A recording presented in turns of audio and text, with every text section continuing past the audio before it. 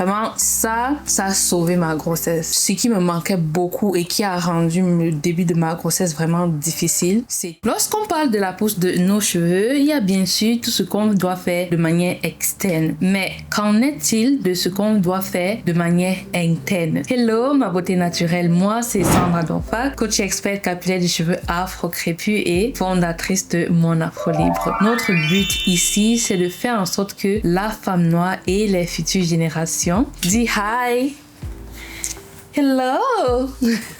Notre but ici, c'est de faire en sorte que les futures générations et nous-mêmes pouvons voir nos cheveux comme notre couronne de gloire parce que ça l'est et donc les valoriser et les porter dans toutes les sphères de nos vies, de notre mariage à nos entreprises, des restaurants aux événements de gala 5 étoiles. Alors, il y a quelques années, dans notre groupe privé, Mes Afro Libres, et ici, ce sont toutes nos clientes qui ont pris nos programmes, soit cheveux crépus longués souplesse ou encore 4 semaines pour avoir les locks libres by Mon Afro Libre. Il y a une qui avait déjà appliqué notre méthode pour un bon bout et savait que ça marche. Mais tout à coup, à un moment donné, elle a commencé à perdre les cheveux. Elle a commencé à avoir beaucoup de casse. Et à ce moment, elle s'est dit, mais qu'est-ce que je fais? Je n'ai pas changé la méthode, je n'ai pas changé mes produits. J'étais déjà à ce niveau-là où je comprenais exactement ce dont mes cheveux avaient besoin. Et donc, comment se fait-il que tout à coup, je me retrouve en train d'avoir beaucoup de casse, des cheveux que j'ai l'impression, cette phrase-là de « ils ne poussent plus ». Donc, ce qu'elle a fait dans ses petites recherches et aussi des recommandations, c'est qu'elle a fait un test pour voir son niveau de fer. Et justement, son niveau de fer, c'est-à-dire l'indication au niveau de son sang, disait qu'elle n'a pas assez de fer et c'est comme ça qu'elle a commencé à prendre des compléments alimentaires. Elle a commencé à voir une évolution au fur et à mesure de ceci. Donc, pour beaucoup d'entre nous, le souci est au niveau de l'intérieur. Déjà, à l'intérieur, ça ne va pas. Et donc, le cheveu pousse très fragilisé. La pousse, je peux dire, elle devient beaucoup plus lente. Et vu que le cheveu est fragilisé, tu te doutes bien qu'il va beaucoup plus vite se casser malgré les gestes que tu vas faire. Donc, il faut déjà prendre ça en considération. Donc, aujourd'hui, on va se baser sur une nutrition qui va permettre en fait le mouvement du fer dans notre corps parce que très souvent pour beaucoup d'entre nous on a le fer dans nos organes mais ça ne se retrouve pas dans notre sang parce que on n'a pas une alimentation qui favorise ce mouvement du fer dans notre corps. Et donc comme pour cette femme-ci, beaucoup de femmes noires, j'ai regardé un article je crois sur l'Organisation mondiale de la santé qui dit que 40% de femmes noires sont en fait anémies et l'anémie qui est due au manque de fer ou encore le fait que c'est comme ça que moi j'appelle ça, le fait qu'on ne voit pas le fer dans ton sang. Et donc on doit vraiment comprendre que vu que ça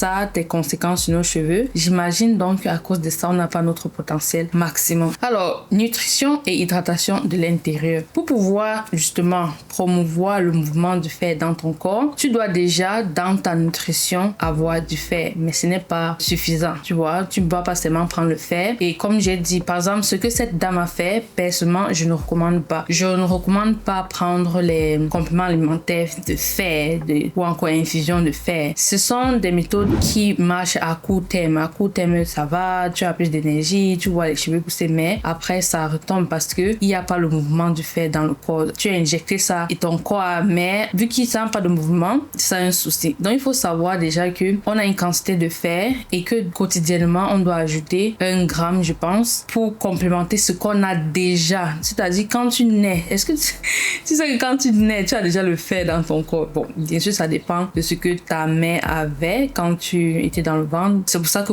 beaucoup de femmes enceintes sont anémiées parce que le bébé prend tout plus que le bébé en a besoin. C'est vital en fait. Donc, pour promouvoir ceci, tu dois prendre des aliments qui sont riches en fer. Il y a le foie, vraiment, c'est ce que je recommande par excellence. Le foie a donc du fer dedans. Tu peux prendre le foie de bœuf, de poulet, de chèvre, ça dépend de toi. Là aussi, je prends beaucoup plus le foie de bœuf, mais il y a une sage-femme qui disait que surtout pour les femmes enceintes, elle recommanderait le foie de l'âme. C'est quoi? L-A-M-B. C'est pas si l'âme c'est la chèvre ou le... Non, je crois que c'est le mouton. Donc c'est ce qu'elle recommande. Donc lorsque tu as déjà ta base qui est le foie, bien sûr dans d'autres aliments, il y a plein d'autres aliments qui sont riches en fer, les viandes, les œufs, maintenant du côté des légumes aussi, les épinards, je voulais j'avais dit le spinach. Ça, c'est l'allemand. Les épinards, le haricot. Donc, tu dois regarder, déjà savoir que, ok, dans ces aliments, il y a le fer que je dois apporter, puisqu'il y a une quantité que je dois apporter quotidiennement. Maintenant, on va ici se focaliser sur les aliments qui vont te permettre de mouvoir le fer. Parce que pour beaucoup d'entre nous, bon, si tu es africaine, étant africaine de manière générale, on a une alimentation qui a déjà beaucoup de fer. Maintenant, tu es surprise. En tout cas, moi, personnellement, j'étais surprise quand j'ai appris que les femmes noires sont celles qui sont le plus anémies sur cette terre. Je me disais, mais on mange beaucoup de fer. C'est là où tu comprends qu'il ne s'agit pas seulement de prendre le fer et s'arrêter là. Tu dois faire en sorte que le fer là circule dans ton sang. Ce qu'il faut qu'on va prendre ton sang, on va voir que, oh, il y a le fer. Do you understand? Alors, la première chose sur la liste qu'il te faut absolument pour faire que le fer là circule, c'est le cuivre. Tu dois avoir du cuivre. C'est l'élément essentiel. Donc, on va prendre une analogie qui est un peu comme, on parle de circulation, on va te dire, pour ça, il faut une voiture. Maintenant, toi, tu décides, c'est quoi la voiture de tes rêves? Tu décides que, ok, on va prendre la voiture là. Si c'est la Lamborghini, I don't know, whatever. Tu dis que, ok, pour transporter les choses, tu dois avoir soit tes pieds. Est-ce que tu as la BMW pied? Quand nous, on était jeunes, on disait, c'est ma BMW pied. Donc, tu as besoin de quelque chose pour transporter ce fer-là constamment dans le corps. Ici, ce qui fait ça, c'est le cuivre. Et tu vois, comme tout à l'heure, j'ai parlé de foie. Dans le foie, il y a aussi le cuivre. Donc, il te faut des aliments riches en cuivre. Et pour ça, comme je viens de dire, il y a le foie, il y a aussi le turmeric. Ça aussi, c'est riche en cuivre. OK? Voilà 2 exemples des choses qui sont riches en cuivre. Donc, vu que c'est ton bus, maintenant, il faut quelque chose qui va faire au fait d'entrer dans le bus. Et pour ça, il te faut de la vitamine C. Donc, la vitamine C est celle-là qui vient là et dit au bus, à ton fer, il faut entrer dans le bus. Ça entre donc dans la voiture et le cuivre fait donc circuler ça encore et encore dans ton sang. Maintenant, quels sont les éléments qui sont riches en vitamine C? Il y a les oranges, les fraises, la poudre de baobab. Franchement, de mes recherches, la poudre de baobab est vraiment très riche. Je ne dirais pas l'aliment le plus riche en fer sur la terre parce que tu sais, les gens vont venir discuter que oh, il y a ça. Mais vraiment, je peux dire ça, qu'en Afrique, c'est l'ingrédient phare extrêmement riche en fer que malheureusement, nous, on ne valorise pas. Tu prends la poudre de baobab, tu les mets dans ton smoothie, J'ai une concoction là que je fais. Je fais bouillir ou infuser l'hibiscus qu'on appelle encore foloré au Cameroun. Ensuite, après ça, je prends cette infusion qui chauffait. Je mets 1 ou 2 cuillères dépendant de mon humeur de poudre de baobab et je presse une orange. Le truc là est bon. Déjà, si tu connais Estelle Touré, je parle souvent d'elle ici, elle a sa boutique en ligne, Saveur d'Afrique, c'est chez elle que je prends la poudre de baobab. Et elle utilise la poudre de baobab différemment, je crois, dans les smoothies et tout. Tant quand je lui avais parlé de cette astuce, elle m'a dit, ça ensemble passer ça. Mais un jour, finalement, elle a testé. Elle m'a dit que Sandra, je sais pas ce qui t'est venu en tête, mais le truc c'est bon, c'est très très bon. Tu vois donc, je pense que dans l'hibiscus, il y a aussi la vitamine C. Oui, dans les feuilles d'hibiscus, il y a aussi la vitamine C. Tu vois déjà, voilà une boisson que tu peux prendre chaude ou froide qui a plein de vitamine C. L'hibiscus, vitamine C, l'orange, vitamine C, la poudre de baobab, vitamine C. Comme j'ai dit, aussi les fraises. Donc, ce que moi je fais les matins, c'est faire un smoothie avec le foie cru. Tu vois, ça, c'est la meilleure façon d'optimiser les vitamines et les minéraux qui sont dans le foie, prendre ça cru. Maintenant, il y en a qui réussissent à mâcher ça. Moi, je suis pas encore à ce niveau, tu vois. Donc, ce que moi je fais un smoothie où la base c'est un jus d'orange, je mets les fraises, je mets la betterave et je mets, c'est très souvent 3, le foie, betterave, fraises et jus d'orange. Maintenant, à ça, j'ajoute ma poudre de baobab. Ça, c'est mon mix qui fait que je ne sens pas l'odeur du foie cru. Donc ça, c'est aussi une façon de le prendre. Et bien sûr, beaucoup de gens ont différentes façons de cuisiner le foie. C'est aussi une façon. Mais sache que le prendre cru, c'est là où tu auras vraiment beaucoup de bénéfices. Et le foie, en fait, ici, a presque tout ce dont on a cité pour qu'on a besoin là. On a dit qu'on a besoin du fer pour la base. Ensuite, on a besoin du cuivre. Et il y a aussi le cuivre dans le fer. Donc, tu as ces 2 en 1 là. Bien sûr, tu dois me t'en chercher. Je pense pas que ça a la vitamine C, peut-être, mais je ne suis pas certaine. Alors, la prochaine chose qui est importante à implémenter ici, c'est le rétinol qui est sous la forme de vitamine A. Il faut savoir que pour étudier ce sujet, je l'ai fait en anglais. Donc, si les traductions ne sont pas parfaites, on va arranger ça en écrivant ici. Et donc, le rétinol sous la forme de vitamine A venant des sources animales. Végétales, ça ne joue pas le même rôle. Et donc, ici, le rétinol sous la forme de vitamine A va venir aider à mobiliser le fer qui est stocké dans le foie et les tissus. Tu vois donc pourquoi c'est très important d'avoir ceci, et tu trouveras ça une fois de plus dans le foie. Tu vois que d'une part, c'est un peu comme si tu prends le foie, tout à coup ça va améliorer ça. Mais comme j'ai dit, il ne faut pas oublier les autres aspects comme la vitamine C que je ne pense pas qu'il se trouve dans le foie. Donc ceci est vraiment très important. Il y a aussi une autre chose qui s'appelle en anglais cod liver oil. Je ne sais pas comment ça s'appelle en français. On va l'écrire ici à l'écran. C'est aussi quelque chose dans lequel tu trouveras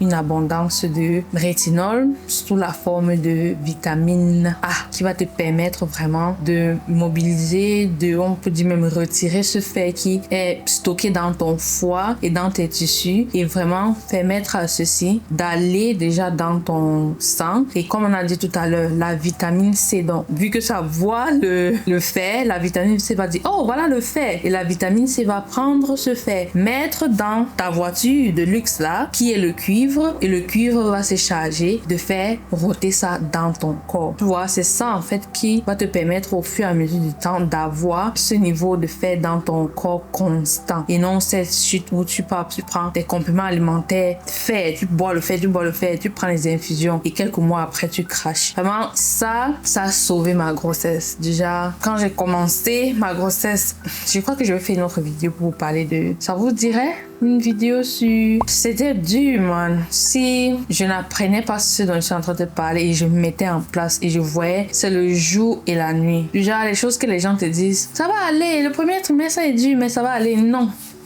Et une chose que je vais te dire, peut-être les gens ne sont pas d'accord, mais je vais te dire ça. Je m'en fiche si tu es d'accord ou pas. Être enceinte ne veut pas dire qu'on est malade. Déjà, si tu es enceinte et tu es malade, ne laisse personne te dire que oui, c'est normal, c'est la grossesse. Ce n'est pas normal d'être enceinte et malade. Maintenant, il y a les trucs de la grossesse comme un peu plus fatigué, mais pas la fatigue que tu ne peux même pas te laver. Hein? Non.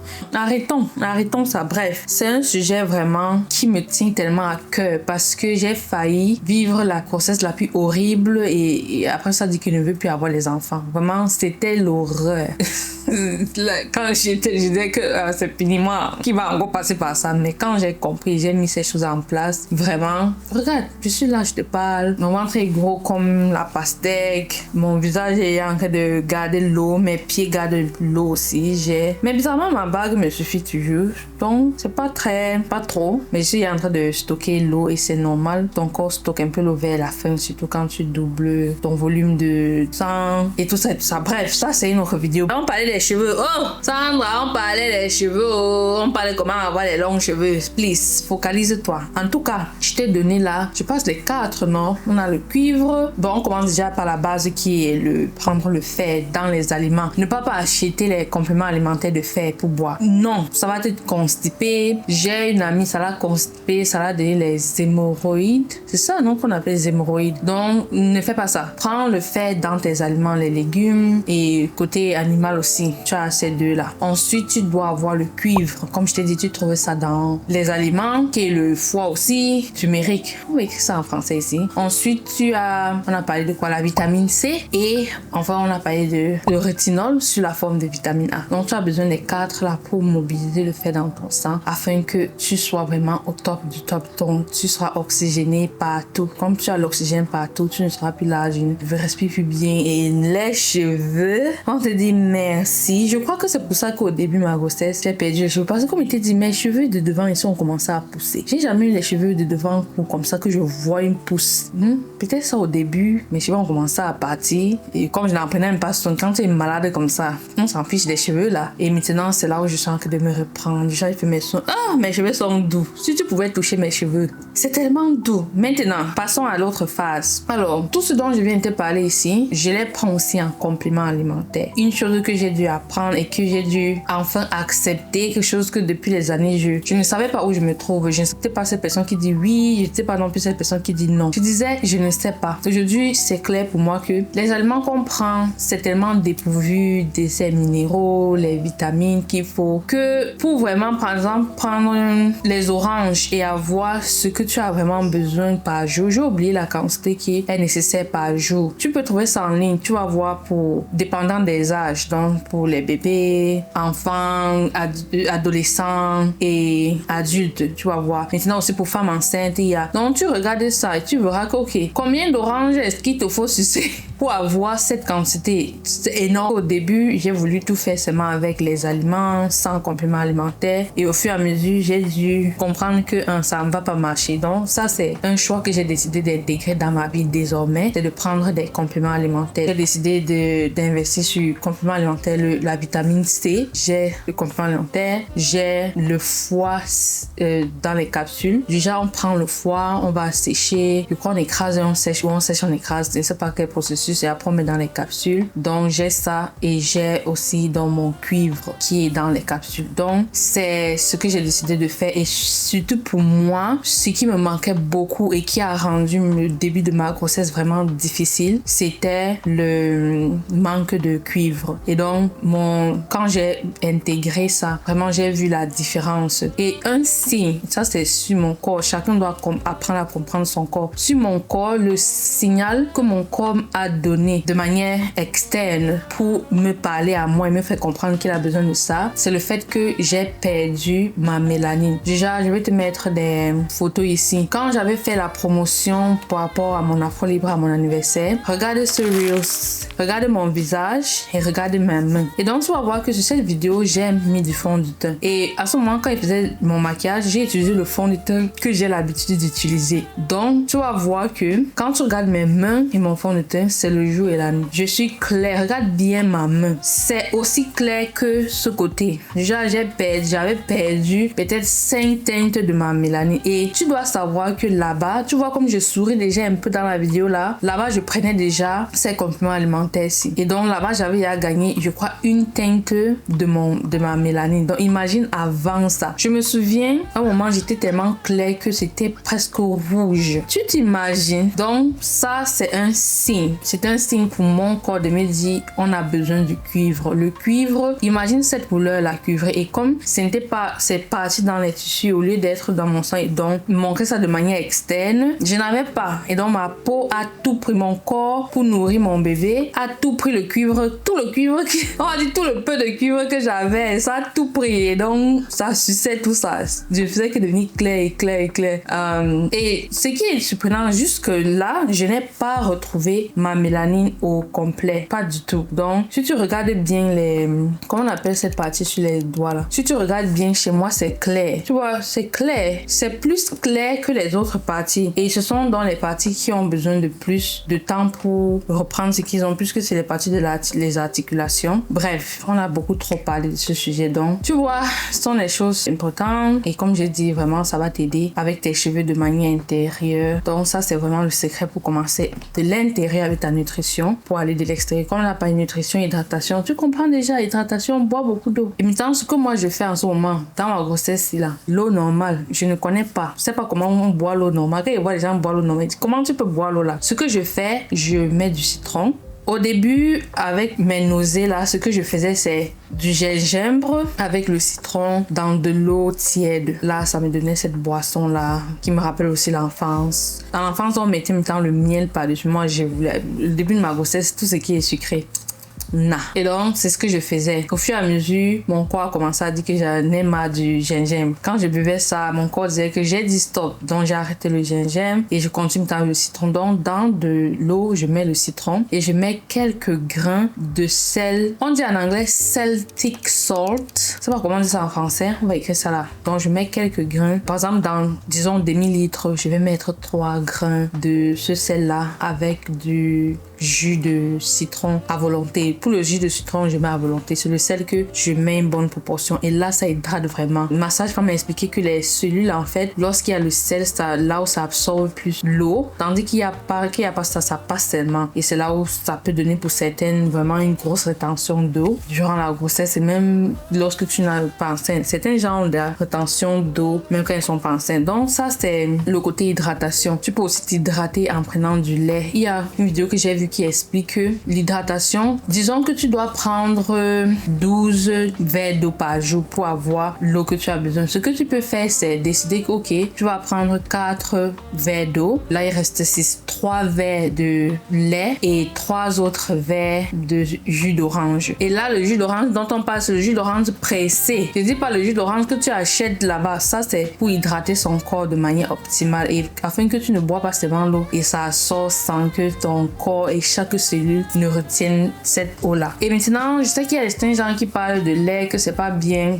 Moi, je trouve que le lait est très important. Il faut boire le lait. Et là, je parle du lait cru de vache. Chaque animal, le lait, le mouton, quel lait tu vas prendre de qui? Pas le lait qui est dans les supermarchés. Le lait dans les supermarchés, là, ça va t'inflammer. C'est inflammatoire. Ça va... Ne bois pas ça. Tu as une bonne source de... Un bon fermier qui a sa vache, qui presse le lait. Bois le lait, là. Ok? C'est ce que moi, je pense qui est le meilleur lait à boire. Le reste des laits, là. Et maintenant, on appelait plus... On prend les arachides, on écrase, on met l'eau dedans, on appelle le lait. C'est pas le lait, c'est l'eau d'arachide, c'est l'eau d'amande. Si tu bois l'eau d'amande, bois l'eau d'amande, mais c'est pas le lait. On est d'accord, non? Ok. On a beaucoup parlé ici, mais c'était important. Maintenant, on a fini. Enfin.